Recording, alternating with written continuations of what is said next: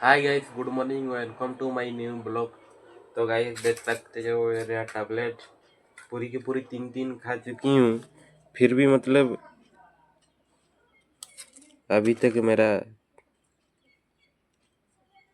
ठीक मतलब पूरी हालत ठीक तो नहीं हुआ है, बट मीडियम साइज में है। 2 दिन खाऊंगा तो खत्म हो